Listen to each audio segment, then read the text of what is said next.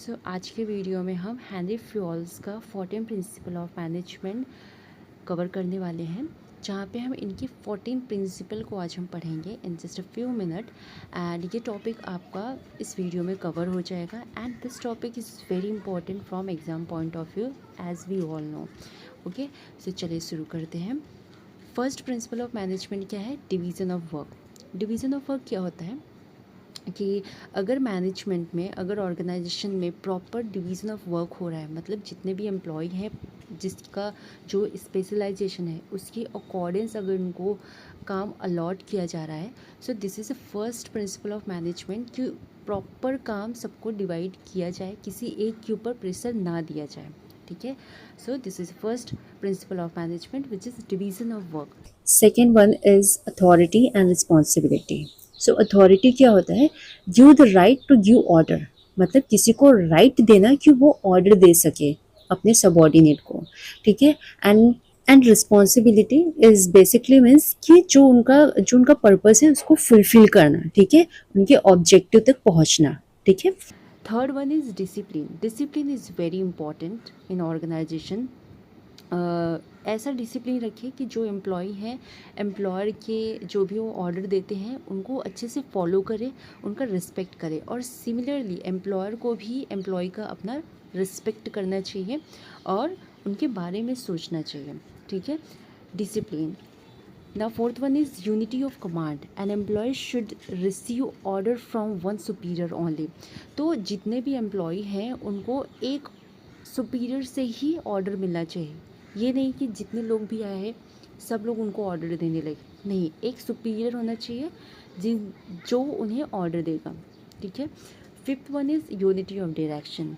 Activities having the same objective should be directed by one manager using one plan.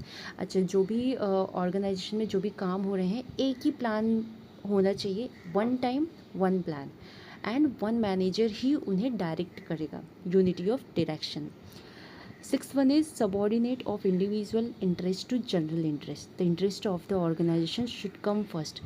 तो जो organisation का interest है वो first priority देना है उसे। सो यहाँ पे इस ऑर्गेनाइजेशन में सुपीरियर का पर्सनल इंटरेस्ट नहीं होना चाहिए, हमेशा ऑर्गेनाइजेशन का इंटरेस्ट होना चाहिए।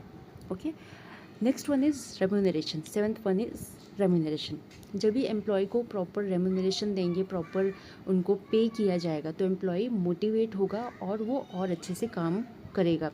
तो that's why remuneration is a seventh principal of management कि अच्छे से अगर पे करेंगे, फेयर पे करेंगे एम्प्लॉय को, जितना वो काम कर रहे हैं उतना उन्हें पे करेंगे तो उन्हें मोटिवेशन मिलेगा और वो और अच्छी तरीके से काम करेंगे।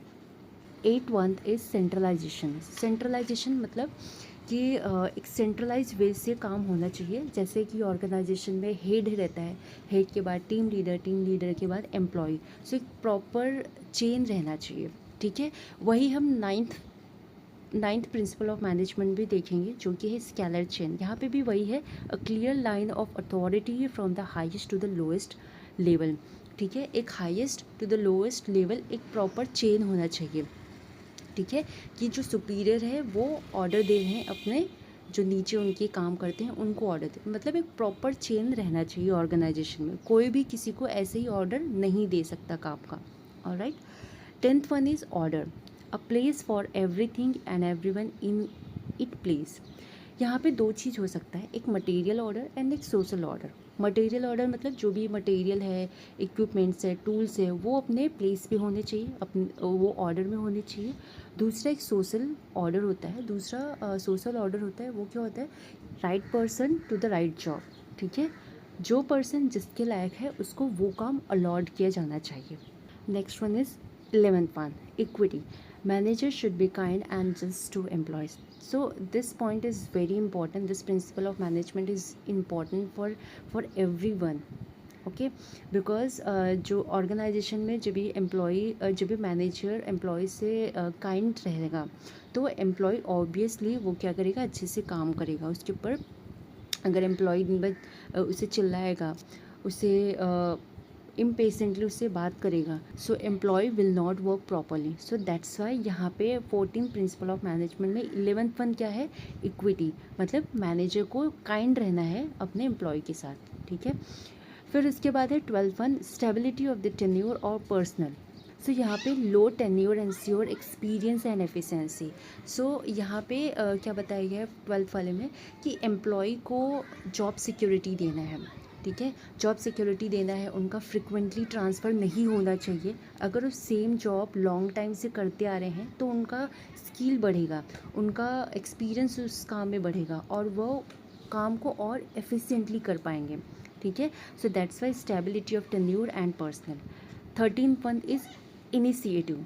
सो मैनेजर्स को हमेशा अपने एम्प्लॉयज़ को मोटिवेट करना चाहिए, इंक्रीज करना चाहिए कि वो इनिशिएटिव ले, डिफरेंट थिंग्स में, डिफरेंट काम में वो इनिशिएटिव ले ऑर्गेनाइजेशन में, ठीक है। And the last one is esprit de corps. Team spirit and harmony leads to better corporation and success. So ये हमें सबको पता है कि जहाँ पे टीम स्पिरिट होगा, हार्मोनी होगा, वहाँ का काम क्या होगा, वहाँ का काम सक्सेसफुल होगा और किसी एक एम्प्लॉय के ऊपर प्रेशर नहीं रहेगा, सब लोग इक्वली काम करेंगे। सो वो लोग का कॉर्पोरेशन बढ़ेगा एक दूसरे के साथ एंड वो काम अच्छे से करेंगे। सो यहाँ पे हमारा 14 प्रिंसिपल ऑफ मैनेजमेंट कंप्लीट होता है एंड आई होप आपको अच्छी तरीके से समझा this 14 principle of management, Henry Fayol's 14 principle of management. So ऐसे ही टॉपिक, ऐसे शॉर्ट नोट्स के साथ हम नेक्स्ट वीडियो में मिलेंगे फ्रेश टॉपिक के साथ। तब तक के लिए गुड बाय, टेक केयर।